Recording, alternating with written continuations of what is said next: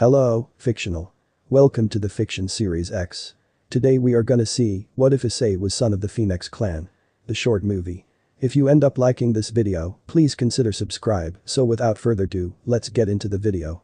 A brilliant red circle lights up the clubroom. Phenex, Kaneko mutters flatly. Rias, my love. Riser is here. A man and a woman appear.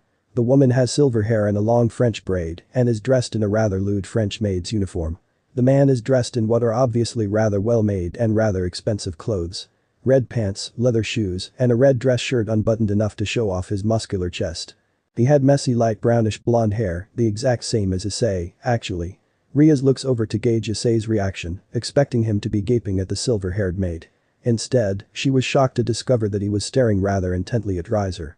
Rias shakes off the thought, turning back to Riser. Riser, I have told you many times, I will choose the one I marry. Rias grinds out angrily. Rias, it's for the go. Riser begins, before Issei cuts him off suddenly. Riser. Issei says softly, yet loud enough for Riser to hear him with his devil hearing. Riser turns to look at Issei, expecting to see one of Rias' silly servants, only to stop suddenly with an odd expression on his face. Riser doesn't say anything, and neither does Issei. They just stare at each other for a long moment. Riser walks stiffly over to where Issei was standing, stopping right in front of the wild-haired pawn. Riser tilts his head to the side slightly, staring at Issei. Ice? Riser asks softly. Issei nods sharply, trying to figure out how he knew the man in front of him. Issei groans suddenly, holding his head tightly, before he collapses. Before he could hit the ground, however, Riser catches him. The orcs stare at the two in shock. Riser puts a hand against Issei's forehead, before closing his eyes tightly in concentration. His hand suddenly burst into fire, but it seemed to not be hurting Issei. If anything, Issei seems to relax as the flames come into contact with his skin. They remain in this position for a while, until the flames completely envelope the duo. Soon after, the flames begin to burn white, before vanishing altogether. The orc stares in shock as Issei straightens, and nearly tackles Riser in a hug, with Riser giving just as good as he got. I got you, Toto. I got you. Riser says to Issei, before holding him in front of him to inspect the security. He seems to devour every detail of him. Nikki, what would happened? Issei mutters to Riser in confusion. Riser's face darkens immediately. You were stolen, Toto. Stolen at the age of 9 from your bed in the middle of the night. Mother and father stopped searching after the first year and you were declared dead by the Mau. But I never believed it. Never. I could feel it. I'm so sorry, I didn't protect you. Riser says mournfully, pulling Issei into another tight hug. Issei hugs him back for a moment before they both let go. Issei returns to his seat next to Rias, with Riser sitting across from them next to Akeno. I guess I should start from the beginning. When I was 13 years old, my younger brother, Issei, was stolen from his bedroom in the middle of the night. We spent the next few years searching everywhere we could in the underworld and on Earth. Soon, the Mau declared him as dead. I never believed it. Soon, my parents had another child. Ravel. Arlamoto. I put everything I had into protecting her. I guess I felt that after failing to protect you, I would rather die than face failure again. So, I decided to become the strongest. I finished my peerage. I became one of the best in them, rarely tasting defeat. Things went downhill from there. Grandfather and all the elder devils decided that the heir of Phenex had to behave a certain way. So I did as I was told, hating all of it. I had to. They told me that if I behaved and did as they wanted, they would restart the search for Issei. When they told me that I was engaged to Rias, it broke my heart. I never wanted this Rias. This was not my decision. But, I went with it. Thankfully, I no longer have to carry on the charade. I can be me again. Riser finishes with a small smile. Rias stares at Riser in a new light. Riser raises his head suddenly before looking at Issei. Issei, there are a couple of people who want to meet you or see you again in some cases. Riser says.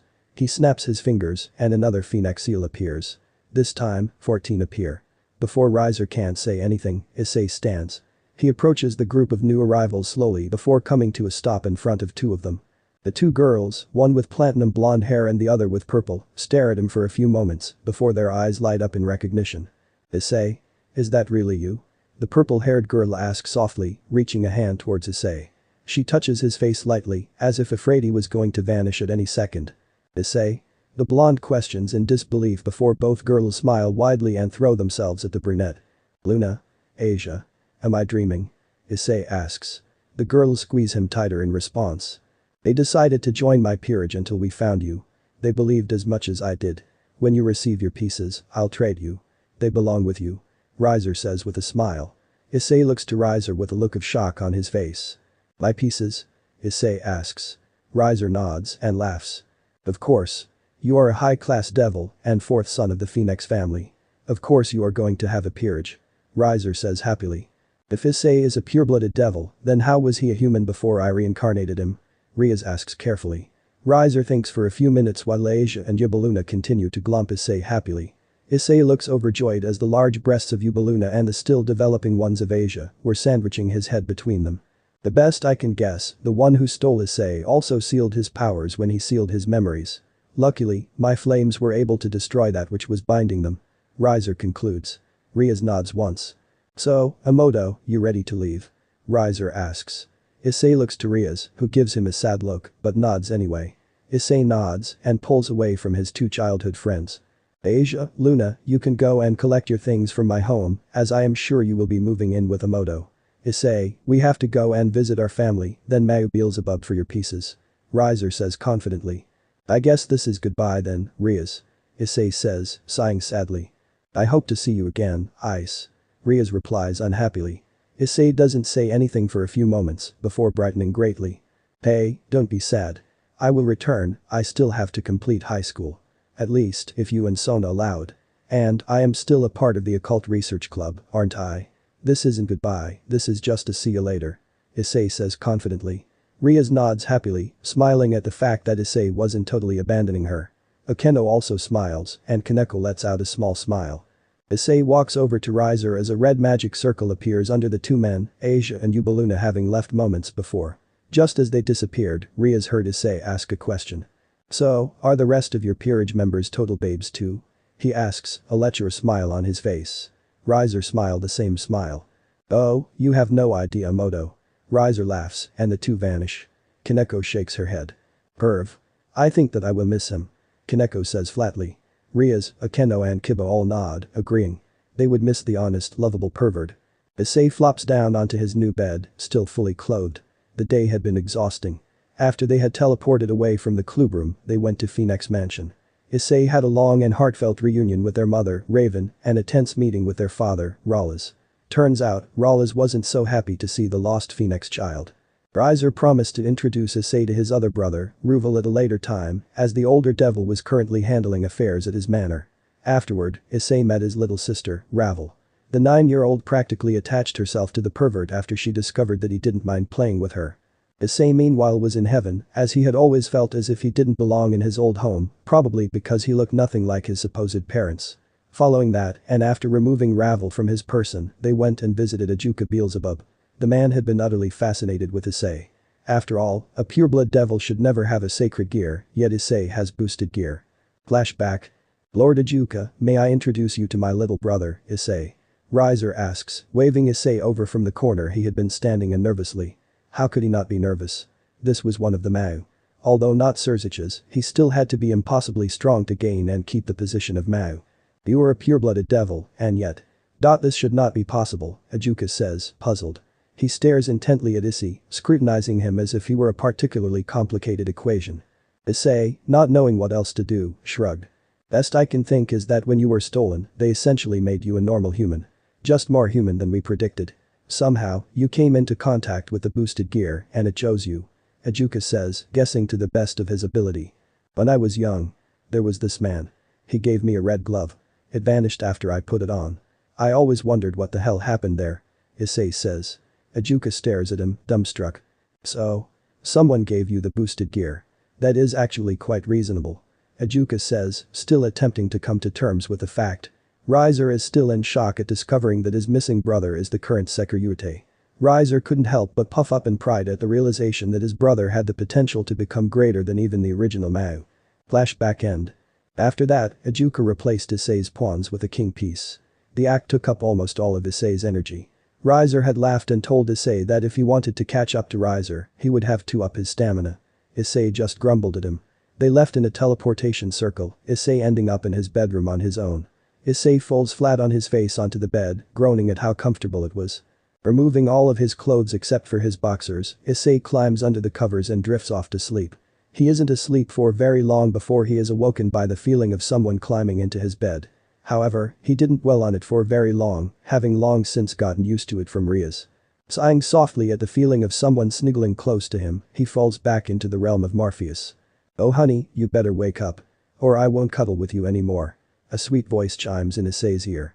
With a groan, he gropes wildly for the snooze button, not finding it. Instead, his hand comes into contact with something soft and squishy. He squeezes it lightly in confusion. "Oh? How bold of you, Ice. But, if that's what you want," the voice says, causing Issei to let go of what he was holding and shoot up in bed. Next to him lay the purple-haired beauty from the night before, Ubeluna. His hand had been groping her plentiful chest clad in a very thin nightgown. "What? I won't lose to Ubeluna," a sleepy voice says from Issei's other side. A pair of hands wrap around Issei, turning him to face the opposite direction. As soon as he is turned fully, his face is buried in a pair of bountiful yet still enjoyable breasts. At this point, Issei is nearly glowing with happiness. I see. Is this how it is going to be, Asia?" Luna chimes from his other side. She wraps her arms around the brunette pervert. Issei's head is surrounded by delightfully soft boobage, and he was loving every single minute of it. Suddenly, there is a knock on the doorframe. "Oh ho. Getting straight to Harem building, eh?" Riser says happily. Issei expected the two girls to shoot away from him at that suggestion, but both girls just squeezed him tighter. "Anyway, I'm glad you both are here. This makes things easier for me. Issei, would you like to trade me for these two?" Riser says, looking at Issei questioningly. Issei didn't even hesitate, and he nods. Issei reaches a hand out and focuses on his evil pieces. An ornate wooden box appears in his hand. Issei opens the box to reveal 15 red dragon-themed chess pieces. He pulls out 2 dragon pieces, one a clearly female dragon wearing a crown and another holding a staff. He turns in bed to face Ubeluna and holds out the queen piece to her. "Ubeluna, would you do me the honor of becoming the first member of my peerage and my queen?" Issei asks nervously, afraid that she would reject him. However, all she did was squeal out yes. She takes the chess piece and presses it to her bountiful chest. There is a bright glow as another chess piece exits her body, this one in the shape of a stylized phoenix. The phoenix piece flies over to Riser, who catches it with ease. Then, with a flash of crimson light, Ubeluna absorbs the dragon piece, letting out a small gasp of pleasure as the slightly dragonic aura seeps into her very being. She closes her eyes in happiness and leans back onto the bed. Meanwhile, Issei turns to Asia. "Asia Argento, would you do me the honor of becoming my lovely bishop?" Issei asks, holding out the bishop piece to the blonde girl. Not even wasting a breath for an answer, she nods and leaps at him, catching him in a soul-searing kiss. Meanwhile, her phoenix piece exits her body, and with a soft green glow exiting her, Issei's dragon piece is absorbed through her chest. Asia moaned into the kiss, pulling away with a happy sigh as his dragonic aura fills her to the core. "Huh. None of my girls ever had that reaction to my pieces." Riser says, a slight tinge of envy in his voice. Issei just shrugs, not knowing what else to say. "So? Will I be able to return to Kuoh? There are a few people there that I am close to that I will miss dearly, devil and not," Issei says timidly. Riser beeps his head. "Boo, if you don't mind my asking," Riser asks, staring at Issei as if he were a puzzle that Riser was simply not smart enough to figure out. "Well, there are my human friends, Mitsuda and Motohama, as well as Katis and Murayama. Then there are Rias and her peerage, obviously, but there are a few others. Sona, Tsubaki, and Tsubasa are a few that I consider to be good friends. There is also a few others who I am unsure if they are completely human, like the guy I fish with, Zaz, and this girl I go to the movies with occasionally, Sarah. I haven't known them as long, but I would miss them," Issei says, a hint of longing in his voice. Asia and Ubeluna can't help the wave of jealousy flowing through them at the sound of longing in his voice. "Yeah, I understand. I'll have to see what I can do, but there will be an investigation regarding your human parents to see if they had any part in your kidnapping. But other than that, and gaining permission from Rias and Citri, you should be able to return to your old home," Riser says, deep in thought.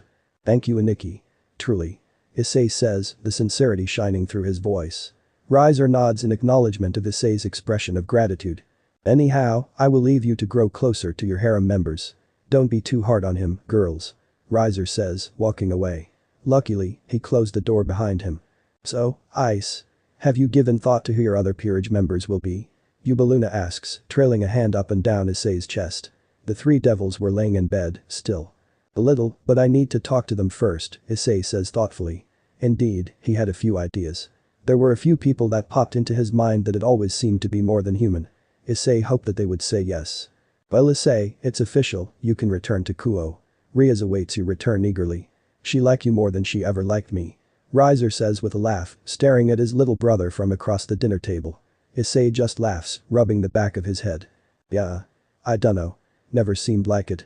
I always figured she put up with me because of Drag, honestly. Issei says, staring at his plate of half-eaten food.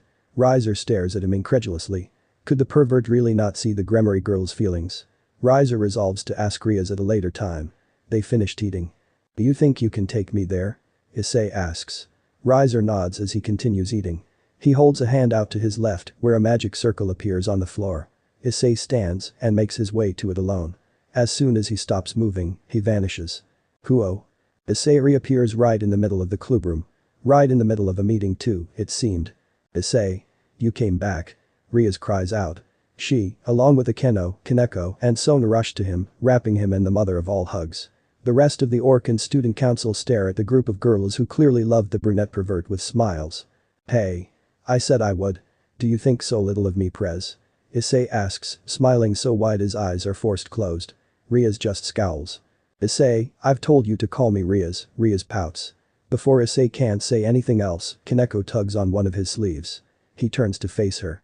She grabs the neckline of his shirt and pulls him down to her level. Then, to the shock of all there, the silver-haired Nekashu pulls the brunette into a kiss. Missed you. Kaneko mutters, blushing.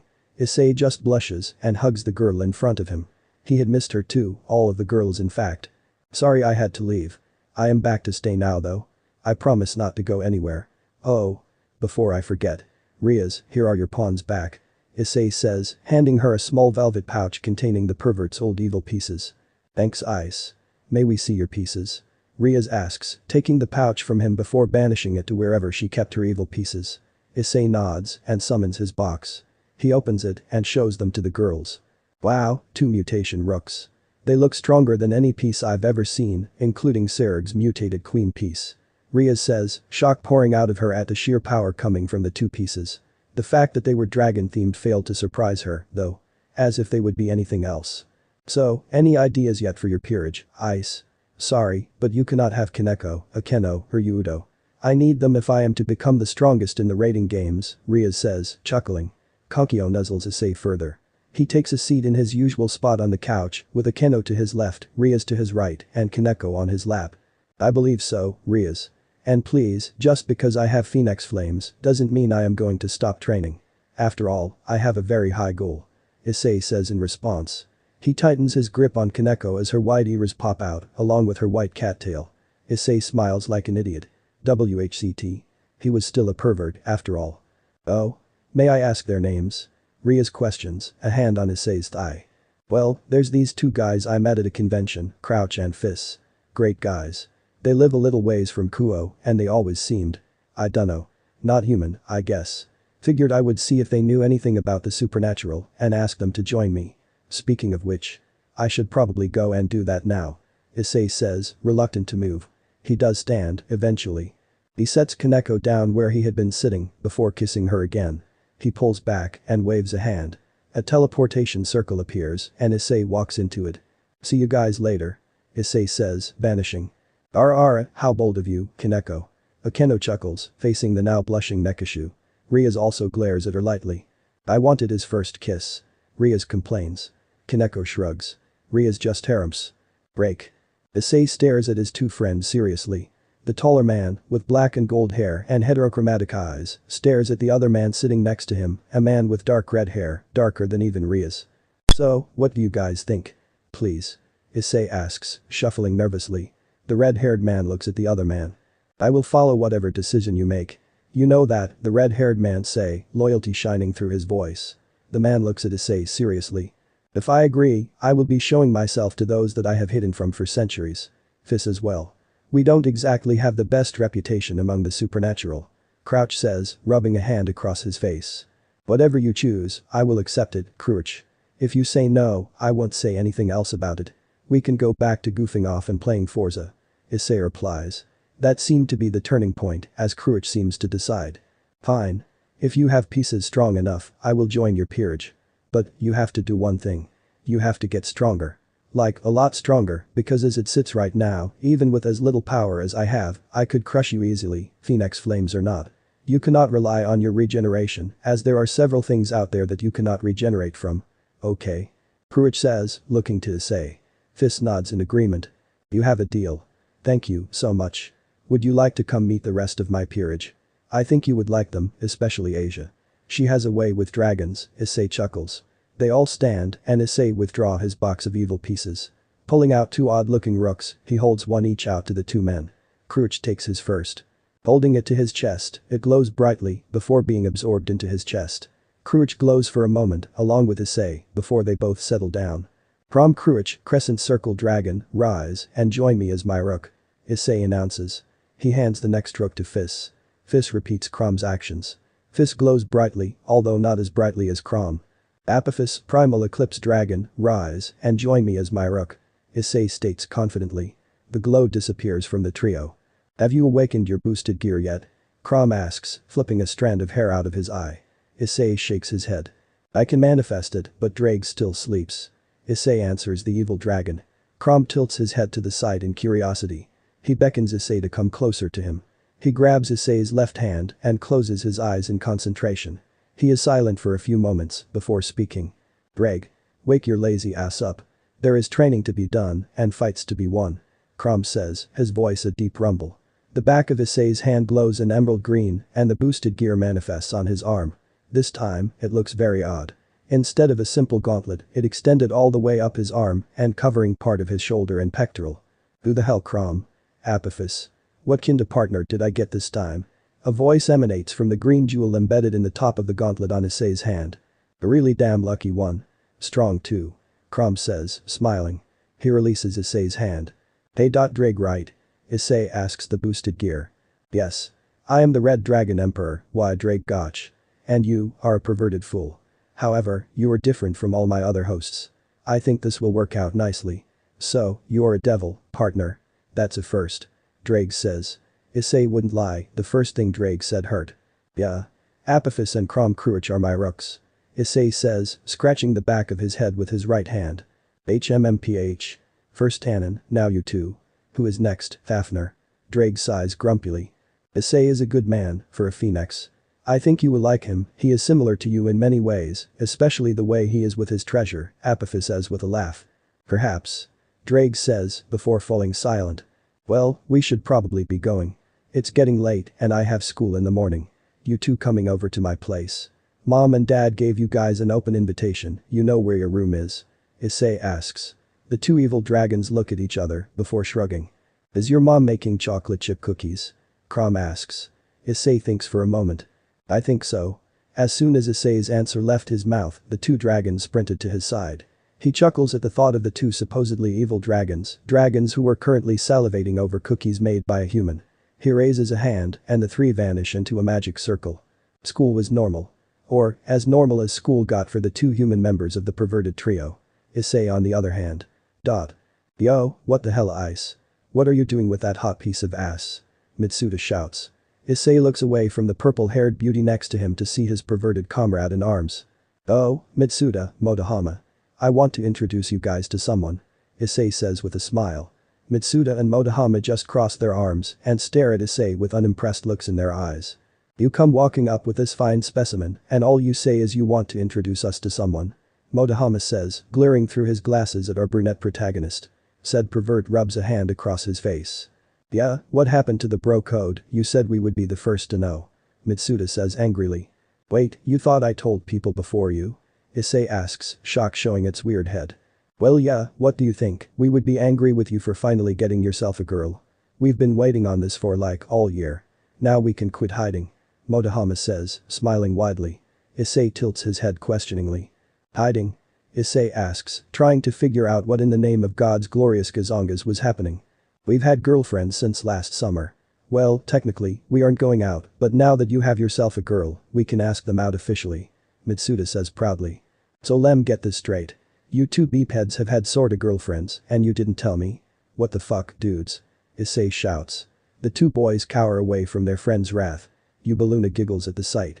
Well, we promised that we would tell each other first if we got a girlfriend and we didn't want to make you feel left out if we left you alone all the time to go on dates. So, our ladies agreed to wait to make it official. Speaking of which. Hey Muri. Tace. Come here. Mitsuda shouts. The two girls come walking over, Miyama standing by Mitsuda and Catus by Motohama. You finally tell him, Moto? Catus asks, smiling. Motohama nods. Well, shall we get introductions out of the way nice and proper now? Miyama asked. The group all introduced themselves to Yubaluna.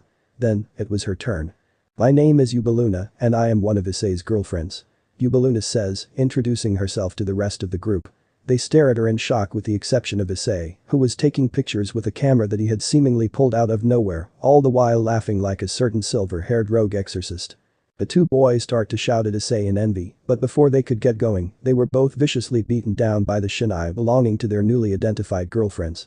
The two boys held their heads and rolled on the ground, groaning in pain. Before anyone could say anything else, the warning bell rang, causing everyone to begin making their way towards their morning classes, Yubaluna joining Issei. See you guys tomorrow. Luna and I have a club meeting, and President doesn't like it when we are late, Issei says, smiling. Mitsuda and Motohama laugh and make their way over to Catus and Miyama before splitting apart from each other. Our protagonist and his bodacious and busty companion make their way to the Occult Research Club meeting. They enter without knocking, well past that point. There he is, Nico. Issei greets the crimson-haired princess and the Nekashu sitting on one of the couches. Rias was wearing reading glasses and going through a stack of papers. Kaneko was eating a plate full of chocolate eclairs. As soon as Issei sits, she appears on his lap, acting for all the world like she had been there the whole time. Is stares at her in confusion for a few moments before shrugging it off as one of the many quirks of the silver-haired devil. Yubaluna sits to Issei's left, leaning into him, sighing in content. Soon, Kiba, Akeno, and Asia walk in, having made their way from their classes. So, down to business. Issei, well, you are no longer a part of my peerage, you still are a part of my club, no. Anyways, onto the contracts. Akeno, you have 23. Kiba, 21. Kaneko, you have 25. Congratulations, you three, excellent work as always. Now, you Issei. You had one. However, he called upon you quite often, so I would have to say that was a success. Good job, Issei. Rias says kindly. Good job, perv, Kaneko mutters after swallowing her last bite of eclair. She turns around and snuggles into him, closing her eyes. Issei smiles and allows himself a moment of weakness as he pats her on the head. Good for you, Ice. Akeno says, smiling seductively at the brunette. Said pervert blushes and looks away. Nice, Ice, Kiba comments, smiling at Issei with that pretty boy smile that Issei despised. Now on to other things. How are things going with your peerage, Ice? Rias asks, setting aside the papers and taking off her reading glasses. She stares at Issei, waiting for his response, fondness shining through her eyes. About that. I have 2 new rooks. Turns out, my 2 friends, Fis and Kuoh are. Well, you will probably recognize them. Issei chuckles nervously. He couldn't think of what her reaction would be once she found out that he had 2 of the great evil dragons as his rooks, albeit vastly weaker than they once were. Where are they? Rias asks, looking around. They're at my house. My mom made some cookies, and those 2 are idiots after you wave a few of those in front of them. I can call them, though, Issei responds, pulling out his phone. He sends off a text and puts the phone away, wrapping one arm around the purring Nekashu in his lap and another around Yubaluna. The light shines in the corner, which at this point was the designated magic circle corner. Crom and Apophis appear, both holding plates of cookies, with Crom holding a second container, also full of cookies. He hands them over to Issei. Rias, meanwhile, is staring at the 2 dragons with shock and a little bit of horror on her face. They were Issei's rooks. She was fucked. She doubted even Sarah could stand up to these 2 monsters. Ice. How is it you have the Crescent Moon Dragon and the Primal Eclipse Dragon as your rooks? Rias asks, looking like she was about to faint. Issei chuckles nervously and rubs the back of his head. Funny story, that. Long story short, we met at a video game convention and they love my mother's cooking. So. Yeah. That's the best I can tell it. Issei summarizes the best he can. Rias is unable to wipe the look of shock off her face at the sight of the 2 supposedly worst of the evil dragons sitting in chairs happily munching on cookies. It seemed to overwhelm her and she passes out. Issei jumps to catch her before she hit the floor. He picks her up bridal style and carries her to the bedroom that she slept in.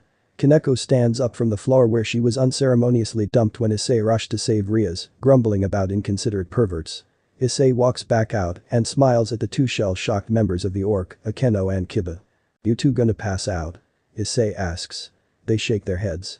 Kaneko sniffs the air and stares at the 2 dragons in confusion. Smells like ice.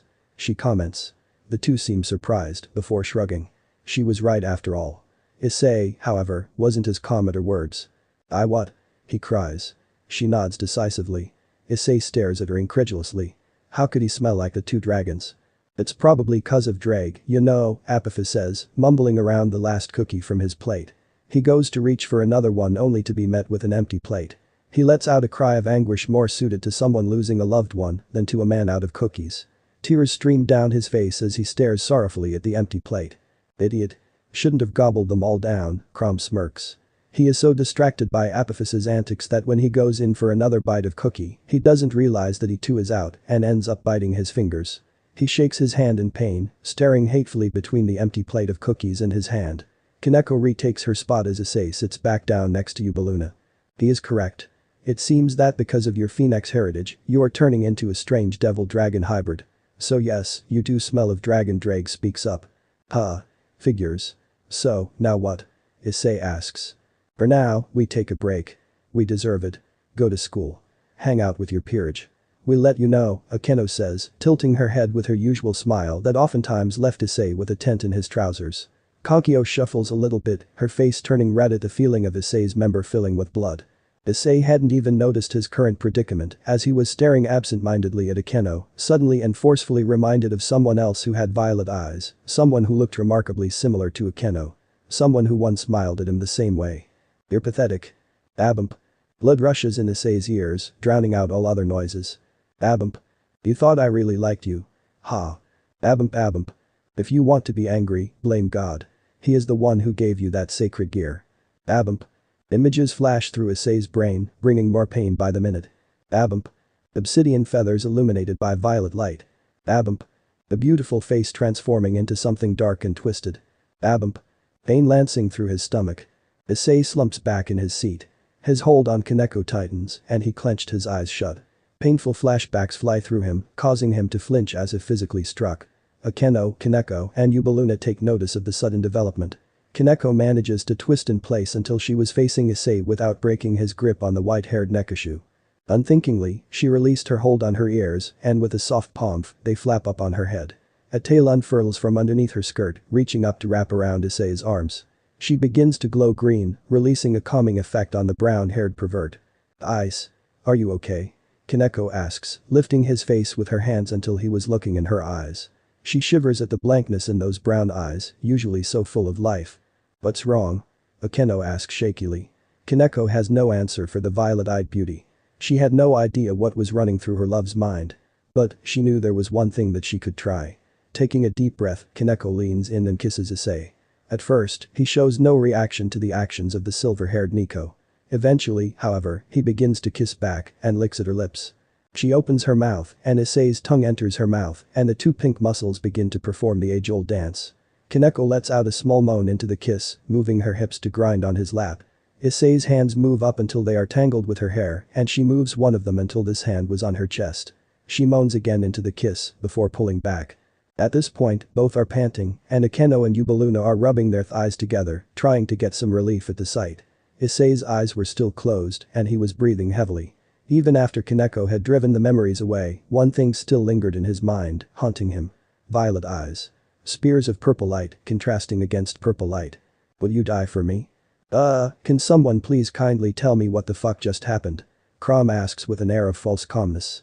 I have no idea, Akeno says, staring at the pervert sadly. Had she done something to upset her crush? He was looking at her beforehand. That may have been my fault. Dre grumbles, a hint of sadness creeping into his voice. The boosted gear manifests on Issei's arm. What? Yubaluna asks from next to Issei. Due to my converting Issei into a dragon, his aura sensing capabilities are fluctuating between overpowering and pathetic. While he was looking at Akeno, he caught full blast to the face full in angel aura. This sent him spiraling into a flashback, sadly. I am sorry. After reviewing all of Issei's memories, I am happy to be his partner, although I could live without the perversion. Greg explains. Crom and Apophis nod in acceptance immediately, as it was something that all dragon hatchlings went through. So? I reminded him of her. Oh, Issei, Akeno cries, tears welling up in her eyes as she leapt away from him and fled the room. Akeno's. A fallen angel? Issei questions quietly. Kaneko nods, her tail swaying in the air. She snuggles into Issei. Partner. You should probably go after her. She might think you hate her for her fallen ancestry. You don't, do you? Drake questions. Issei shakes his head with no hesitation. How could he? Akeno was second only to Kaneko in his heart despite all Rias had done for him. There was just something about Akeno that drew him in, something about her smile that made Issei just want to be around her. It was not dissimilar to the feeling he got around Asia, although that was more to do with her status as a dragon tamer.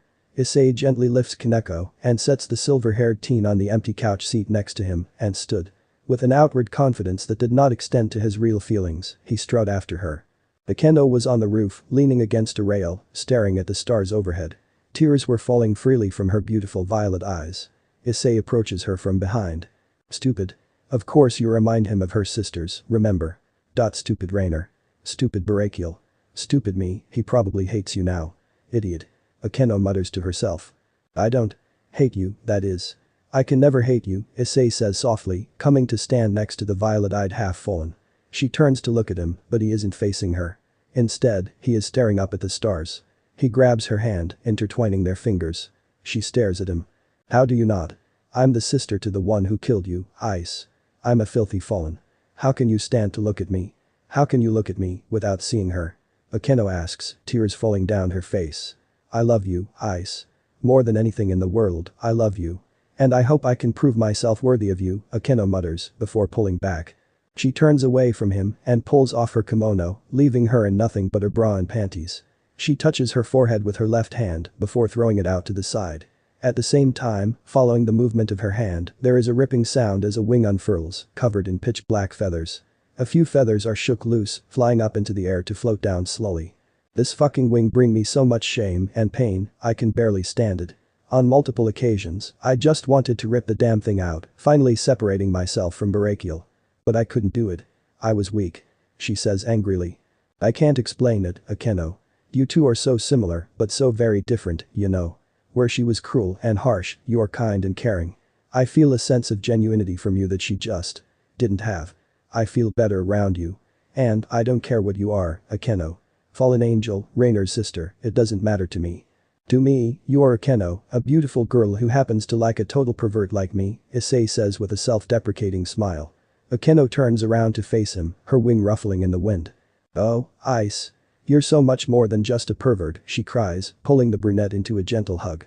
And you're more than just a fallen angel, Issei says, holding her tightly. You're my friend. The girl that I love, Issei's voice lowers again at the end of his statement. Pulling back slightly, expecting a rejection. I love you too, Ice. So much, Akeno murmurs. She leans in, as does he, and their lips meet in a slow, hesitant kiss. Akeno. I do love you. But Kaneko, Rias, Asia and Yubaluna they love me too, and I, here, Issei gets choked up. He takes a deep breath. I love them too, Akeno. No more and no less than I love you, Issei confesses, staring into her violet eyes. Akeno smiles. Oh, Ice. I'm not worried about that. I knew the moment I fell for you that there would be other women. I made my peace with that long ago. As long as you promise that you won't value any of us over the others and to love us equally, it's okay, Akeno says. Issei stares at her in astonishment. He had always hoped for a harem, of course. But he didn't think that he would find a girl willing to be one of many. Especially not one as beautiful as Akeno. Are you sure? There are other guys out there that you deserve. Guys that will make you happy and will only love you. Better men than me, Issei asks, hoping against hope that she wasn't joking with him. That she really meant it.